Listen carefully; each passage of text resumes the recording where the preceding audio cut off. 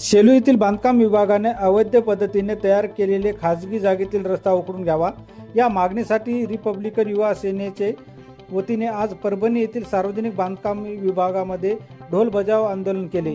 सेलू तालुक्यातील भैयालाल जयस्वाल यांच्या शेतामधून हा सिमेंटचा रस्ता तयार करण्यात आला असून परंतु या संदर्भामध्ये बांधकाम विभागाने कोणतीही मंजुरी न घेता हा रस्ता तयार केल्याचा आरोप करण्यात आला आहे आणि त्यामुळे संबंधित दोषी अधिकाऱ्यांच्या विरोधात देखील कारवाईची मागणी करण्यात आली आहे। या अगोदर देखील अनेक वेळा या संदर्भात प्रशासनाकडे पाठपुरावा करण्यात आला आहे, परंतु प्रशासन याकडे पूर्ण डोळेझाक करण्याचा आरोप या आंदोलनकर्त्यांनी यावेळी केला आहे।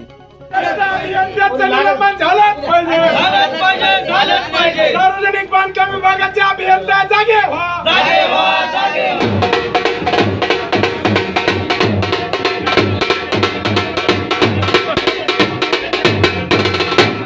बांधकाम विभाग सेलू येथे तत्कालीन कर्तव्यावर असलेले उपकार्यकारी अभियंता माने यांनी 1000 फुटाचा रस्ता केवळ 10 ते 15 फुटामध्ये कंप्लीट करून जवळपास 90 फूट रस्ता हा कागदोपत्री लाटला आहे।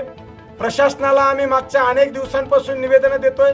अनेक सामाजिक संघटनांनी त्यांच्या या गैरकृत्याबद्दल सार्वजनिक बांधकाम विभागाचे कार्यकारी अभियंता परभणी यांच्याकडे पत्र देखील दिले, पण वेळोवेळी जयस्वाल नामक कुटुंबियांची आर्थिक पिळवणूक करून त्यांच्याकडून अनेक वेळा आर्थिक स्वरूपात पैशांची लुटमार करून उपकार्यकारी अभियंता सेलू यांनी जयस्वाल कुटुंबाला 2024 मध्ये लिहून दिलं डिसेंबर 2024 ला की आम्ही तात्काळ हा रस्ता इतरत्र वळवू, मूळ ठिकाणी वळवू, परंतु अद्यापपर्यंत त्यांनी तो रस्ता उलटला नाही आणि मूळ ठिकाणी नेला नाही।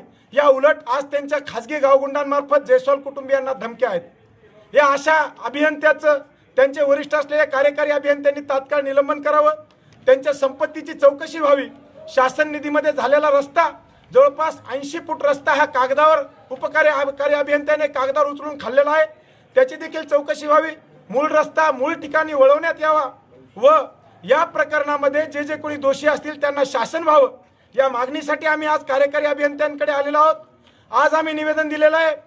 आज नंतर 15 ऑगस्टच्या आत स्वातंत्र्य दिनी तोपर्यंत जर या प्रकरणामध्ये न्याय मिळाला नाही तर या राज्याचे मुख्यमंत्री यांचे दालनासमोर आम्ही हजारो कार्यकर्त्यांसह रिपब्लिकन युवा सेनेच्या वतीने मुंबई येथे तीव्र आंदोलन करणार आहोत, अशा इशाऱ्याचे आज आम्ही निवेदन कार्यकारी अभियंता यांना दिलेलं आहे।